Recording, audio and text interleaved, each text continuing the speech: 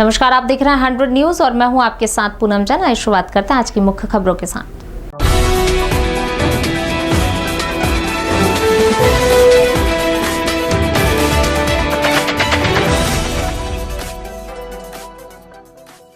एक और जहां पूरा विश्व कोरोना वायरस से ग्रसित है, तो वहीं उत्तर प्रदेश के हरदोई शहर में निरंतर समाज सेवा का कार्य कर रहे सामाजिक संस्था भारतीय रोटी बैंक के लॉकडाउन में निरंतर 47वें दिन भी गरीब, असहाय एवं जरूरतमंदों को भोजन और राशन सामग्री वितरित की जा रही है। इसी क्रम में आज धर्मशाला रोड निवासी शशि वर्मा पत्नी शिखर वर्मा ने भारतीय रोटी बैंक को निरंतर 51 भोजन पैकेट देकर निस्वार्थ भाव से मदद कर रही है। तो वहीं आज धर्मशाला रोड निवासी शशि वर्मा पत्नी शिखर वर्मा ने भारतीय रोटी बैंक के संस्थापक अरुणेश पाठक एवं प्रदेश उपाध्यक्ष शानू टंडन का आरती उतारकर तिलक लगाकर एवं 2 पुष्पीय गुड़हल फूल देकर मनोबल बढ़ाया। उन्होंने कहा कि वे अपनी सामर्थ्य अनुसार सदैव भारतीय रोटी बैंक की गरीब, असहाय और जरूरतमंदों के लिए मदद करती रहेंगी। कई जिलों में रविवार को तेज आंधी के साथ बारिश हुई, इससे 40 लोगों की मौत हो गई। आसमान में घिरे घने बादलों के कारण दिन में ही अंधेरा छा गया। बड़ी संख्या में पेड़ और बिजली के खंभे उखड़ गए। लखनऊ में 2 लोगों की जान गई। लखनऊ की फल पट्टी में आम की फसल को भारी नुकसान पहुंचा। उत्तर प्रदेश के राहत आयुक्त संजय गोयल ने जिलाधिकारियों से कहा कि मुख्यमंत्री के निर्देश पर मृतकों के परिजनों को 4-4 लाख रुपए की आर्थिक सहायता जल्द ही दी जाए।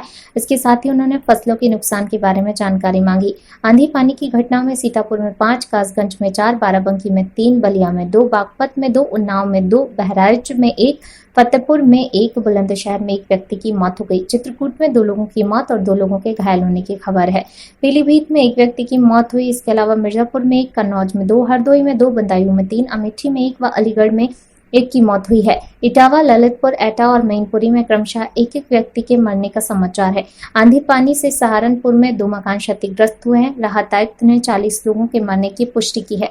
उन्होंने बताया कि बुलंदशहर, गौतम बुद्ध नगर, गाजियाबाद, हापुड़, बागपत, मिर्जापुर, भदोही, सोनभद्र, मुरादाबाद, अमरोहा, बिजनौर, संभल, रामपुर, सहारनपुर, मुजफ्फरनगर, लखीमपुर खीरी, एटा, हाथरस, कासगंज, जालौन, सीतापुर, लखनऊ, उन्नाव, बहराइच, बाराबंकी, अमेठी, कन्नौज, अलीगढ़, मऊ, शाहजहांपुर, श्रावस्ती, चित्रकूट, पीलीभीत, बलिया, फतेहपुर, बदायूं, हरदोई में आंधी तूफान और बारिश की रिपोर्ट मिली है। अगले 2 दिन पूरे प्रदेश में तेज आंधी और गरज चमक के साथ बारिश होने के आसार हैं। तीसरे दिन पश्चिमी यूपी में छिटपुट बारिश हो सकती है। कहीं कहीं ओले भी पड़ सकते हैं। उदयपुर में सबसे तेज गति से फैल रहा है कोरोना संक्रमण। 75% से अधिक एक ही क्षेत्र पिछले सप्ताह तक सुरक्षित माने जा रहे उदयपुर में कोरोना संक्रमण की गति प्रदेश में सबसे तेज। आज सुबह 46 कोरोना पॉजिटिव पाए गए और इस तरह कोरोना संक्रमितों की संख्या 180 हो गई। हालांकि इनमें से 75% से अधिक संक्रमित लोग एक ही क्षेत्र के रहने वाले हैं, जिसे पूरी तरह खाली करा लिया गया है। सोमवार को निकले सभी संक्रमित कांजी का हाटा, कानूर की हवेली क्षेत्र के हैं। इस क्षेत्र से अभी तक 136 कोरोना संक्रमित मिले हैं। जिला कलेक्टर आनंदी का कहना है कि जनता को इससे डरने की जरूरत नहीं। उदयपुर शहर के 90% से अधिक संक्रमित एक ही चेन से जुड़े हैं, इसलिए इसे कम्युनिटी स्प्रेड नहीं कहा जा सकता। कांजी का हाटा, कानूर की हवेली क्षेत्र के सभी लोगों को वहां से बाहर निकाल दिया गया है। सभी को क्वारंटाइन के लिए अलग अलग जगह भेज दिया गया है। सकरी गली तथा घनी बस्ती होने से क्षेत्र में कोरोना संक्रमण तेजी से फैला है। यहाँ के रहने वाले सभी नागरिकों की जांच कराई गई और उनकी रिपोर्ट आ रही है। इधर चिकित्सा विभाग के मुताबिक संक्रमित लोगों की संख्या अभी बढ़ सकती है। सीतापुर जिला अस्पताल में युवक सचिन अवस्थी पुत्र सुषमा कांत अवस्थी निवासी शास्त्री नगर यूनियन पूर्वा सीतापुर अस्पताल में भर्ती था। युवक ने वार्ड के बाहर लगाई फांसी। अस्पताल अधिकारियों में मचा हड़कंप, इलाज से नहीं था संतुष्ट। सांसद धनंजय सिंह ने गिरफ्तारी के पीछे नगर विकास राज्य मंत्री पर लगाए गंभीर आरोप का भ्रष्टाचार का खेल रोकने को लिखाई FIR से पूर्वांचल की राजनीति उनकी गिरफ्तारी से गर्म। FIR करवाई है। भ्रष्ट मंत्री है, इसकी जांच करवाएंगे लोकायुक्त से। ये यहाँ पर जितने ठेकेदार STP है, इसका विवाद बहुत पहले से चल रहा है। जिले के डेवलपमेंट को लेके हमने एक ऑडिटोरियम यहाँ स्वीकृत कराया था। सिर्फ ठेकेदारी के विवाद में उसको कैंसिल कराया यहाँ से। उसके बाद STP प्लांट के जितने इसने अपने ठेकेदार, जब नगर विकास मंत्री था तो इस आदमी ने सब सारे काम किए यहाँ पे करप्शन के। आप लोग इस जनपद के रहने वाले हो। 2017 से पहले उसकी पोजीशन देख लीजिए और अभी आप जाके 3 साल भी हुए सरकार में, उसको 3 सालों में आप देख लीजिए 100 करोड़ की संपत्ति बना के खड़ा हुआ है। लोकायुक्त से जांच भी करवाएंगे और चूंकि उसके गलत कामों का हम विरोध करते हैं और निरंतर जब से कोविड-19 यहाँ पे प्रकोप आया है तब से निरंतर लास्ट 50 डेज से हमारे लोग जनरल श्री ब्रजेश सिंह प्रिंसू जी और हमारे जितने क्षेत्र हमारे समर्थक कार्यकर्ता साथी हैं, सहयोगी हैं, लग के लोगों की सेवा कर रहे थे जनपद में, जिले में। एक भयभीत था कि ऐसा न हो कि आने वाले चुनाव में इसको बड़ी दिक्कत होगी और निश्चित रूप से दिक्कत होगी, जनता जवाब देगी इसको अगला चुनाव। तो क्या लग रहा है ये व्यक्तिगत टोटली व्यक्तिगत है, कहीं कोई विषय ही नहीं है। और जिस तरीके से आप FIR पढ़ लीजिए, जिस तरीके से धाराएं लगाई गई हैं, टोटली मैलिफाइड इंटेंशन है गिरीश यादव और यहाँ के SP की मिली भगत से इस तरीके काम होगा। तो इतना बड़ा आरोप आपके ऊपर लगा दिया, अगला कदम आपका क्या उठाएगा? अरे हम न्यायपालिका से तय कर देंगे, न्यायपालिका तय कर देगी, खुद ही FIR कहीं स्टैंड नहीं करने वाला है। अभी कल DG साहब के यहाँ डेट पड़ेगी, अपने आप इट विल बी डिसाइडेड। हम लोग हाईकोर्ट भी जाए। रविवार को जनपद जालौन में कोरोना वायरस के संक्रमित की अचानक से आई बाढ़ से जिला प्रशासन में हड़कंप मच गया था। इसी को लेकर जिले भर की सीमाओं पर कड़ी चौकसी बढ़ा दी गई। सीमाओं पर कड़ी नाकेबंदी कर सुरक्षा बढ़ा दी, जिससे प्रवासी मजदूरों की मुश्किलें भी बढ़ गईं। लॉकडाउन की अवधि बढ़ते ही प्रवासी मजदूरों ने गैर प्रांतों से ट्रक, साइकिल तथा पैदल ही लोगों का अपनों से मिलने की ललक को लेकर घरों पर जाने का सिलसिला जारी हो गया, किंतु उनकी मुश्किलें हर सीमा पर लगी बैरिकेडिंग से गुजरने में पुलिस द्वारा सीमा में प्रवेश न करने से बढ़ गई। इसी के चलते जनपद में कोरोना बम फूटने से प्रशासन भी सख्ती में आ गया है।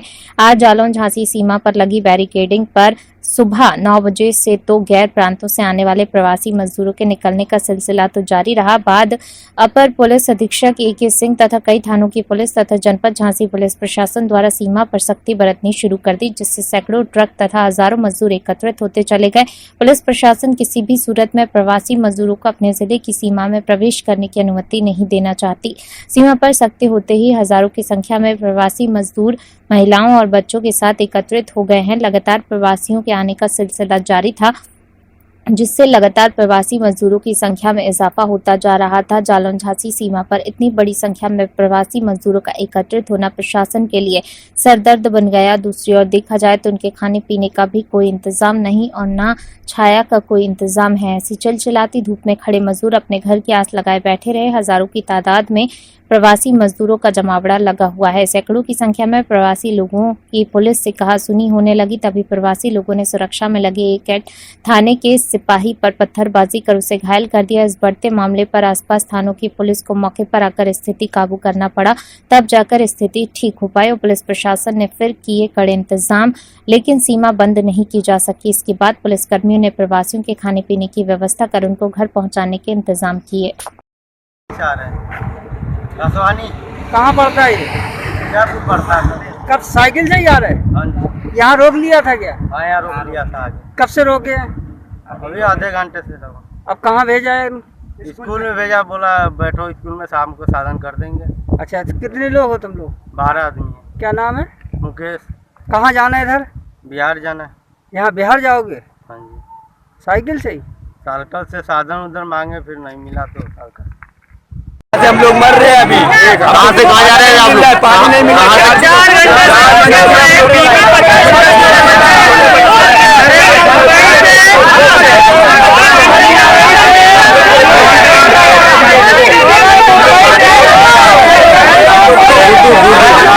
सर, ये जो मजदूर आए हैं इनको रोका गया, सर क्या व्यवस्था की जा रही है और कहाँ इन लोगों को जाने की परमिशन है? इन लोगों को जाने दिया जा रहा है, आगे के जनपदों से भी बात हो गई है और ये लोग अपने गंतव्य स्थान पर जाएंगे। तो सर इन लोगों को क्या व्यवस्था की जा रही है? सर ये जो वाहन से आए हैं उसी से जाएंगे या? हाँ, इन लोगों के जो वाहन है जिसमें परमिट है और इनके लाइन लिस्टिंग की गई है, इनका मेडिकल भी कराया गया, फॉर्म भरे गए हैं, इन सबका लाभ होगा। जनपद बांदा की कर्मठ और लोकप्रिय राज्य महिला आयोग की सदस्य श्रीमती प्रभा गुप्ता जहां एक तरफ कोरोना लॉकडाउन संकट से जूझ रहे गरीब असहाय मजदूरों को घर घर जाकर खाद्यान्न उपलब्ध करवा रही है, वहीं मदर्स डे के मौके पर बांदा के जिला महिला अस्पताल एवं अवनी परिधि हॉस्पिटल में जाकर आज के दिन जन्मे बच्चों और उनको जन्म देने वाली माओं का सम्मान किया। इस दौरान श्रीमती प्रभा गुप्ता ने बताया कि माँ ही है जिसके बिना जीवन की कल्पना भी नहीं की जा सकती। मातृशक्ति ही देश व समाज की आधारशिला है। इसके जीवन ऋण की पूर्ति हम अपना सर्वस्व न्यौछावर करके भी नहीं कर सकते हैं। आज उनके सम्मान का दिन है, जिसके क्रम में जच्चा बच्चा सम्मान जनपद में संचालित हॉस्पिटलों में पहुंचकर किया गया। देते जाओ सबको। फूल भी निकालने का ये अब इसको 3 ग्राम लोगों को मिलता है इनका। 3 ग्राम हीमोग्लोबिन के पेशेंट है। ये कल रिफर होके आई थी, डिलीवरी कहीं और करवाया था।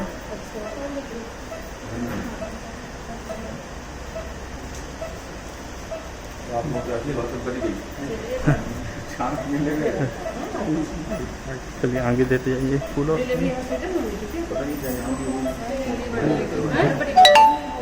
घर में हो गई थी।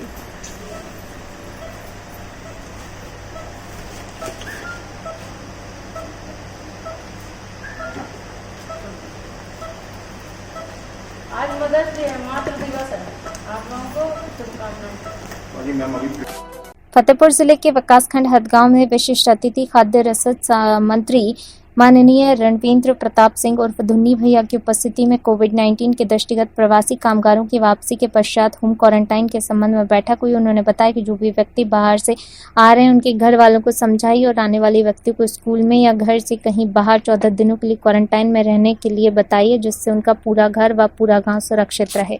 पहुंच रहे हैं जो आ रहे हैं लोग अपने ठहरने एक शासन की ओर से क्या प्रयास किए जा रहे हैं।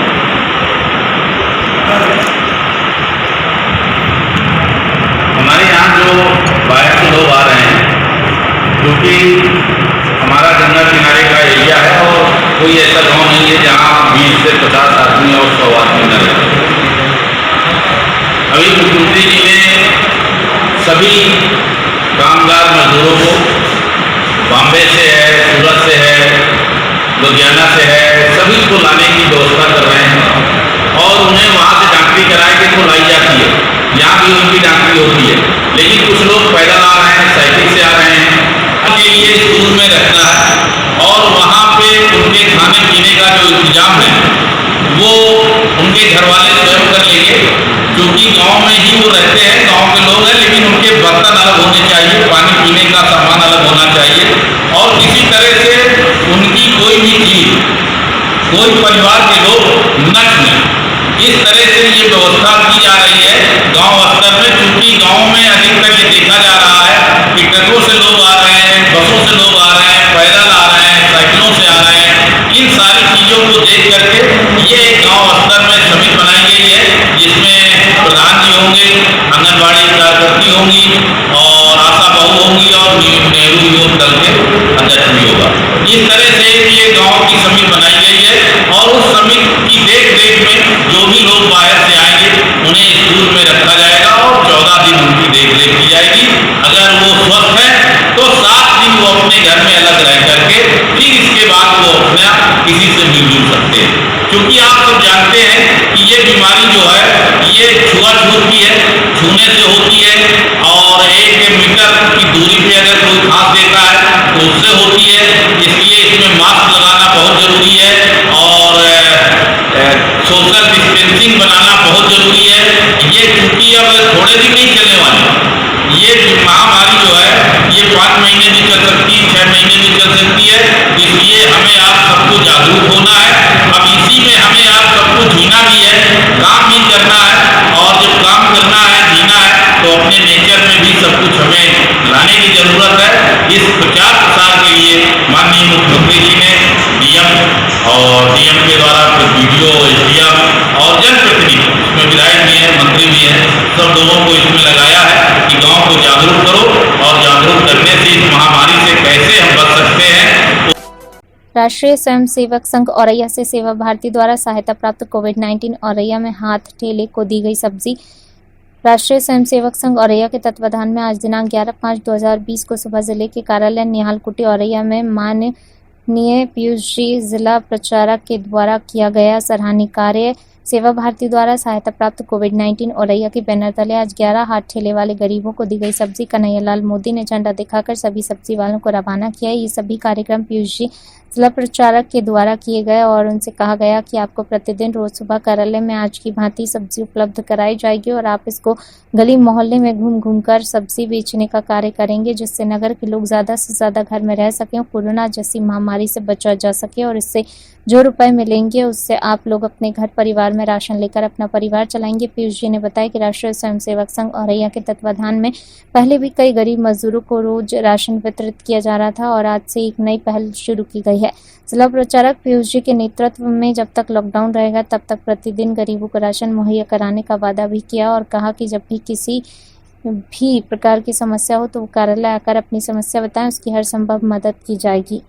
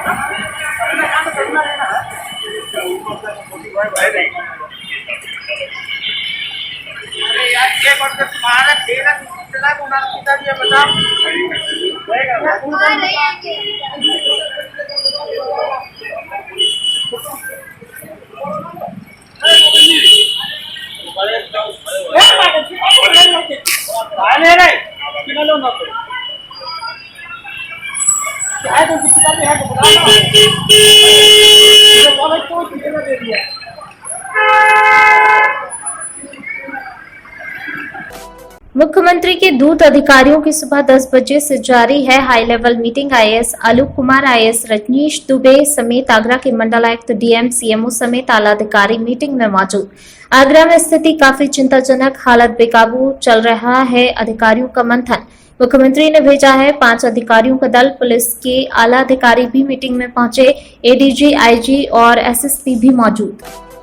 ताजनगरी आगरा में लगातार बढ़ रहे कोरोना पॉजिटिव के आंकड़ों को लेकर आगरा पुलिस प्रशासन ने दिखाई सख्ती। लॉकडाउन का पालन न करने वाले लोगों पर की कार्रवाई। दरअसल मैं आपको बता दें कि ताजनगरी आगरा में कोरोना वायरस के चलते आगरा के हालात बिगड़ते जा रहे हैं, तो वहीं दिन प्रतिदिन आगरा में कोरोना पॉजिटिव की संख्या बढ़ती जा रही है। तो वहीं लॉकडाउन का तीसरा चरण चल रहा है और आगरा की बात की जाए तो आगरा में लोग लॉकडाउन का पालन नहीं कर रहे हैं। लोग बिना वजह अपने घरों से निकल रहे हैं। इसी के चलते आगरा पुलिस प्रशासन ने अब आगरा की स्थिति को सुधारने के लिए जो लोग बिना वजह अपने घरों से निकल रहे हैं अब उन पर सख्ती से पेश आना शुरू कर दिया है।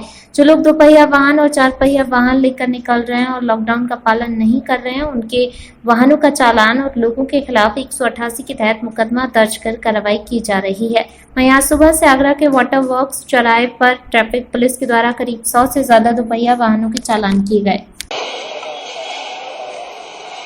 लॉकडाउन का तीसरा चरण है और पिछले कुछ दिनों से हमें दिशा निर्देश मिले हैं कि लॉकडाउन को और ज्यादा सख्ती से इसका अनुपालन कराया जाए। उसी के क्रम में हम लोग पूरे शहर क्षेत्र में जो भी हमारे पिकेट और बैरियर ड्यूटीज हैं सबको भ्रमणशील लेके ब्रीफ कर रहे हैं कि किस तरीके से इसका अनुपालन कराना है और क्या क्या सख्ती हमें बरतनी है ताकि लॉकडाउन को 100% सक्सेसफुल बनाया जा सके। फिलहाल की खबरों में बस इतना ही। मुझे दीजिए इजाजत। लगातार खबरों के लिए बने रहिए हमारे साथ। नमस्कार।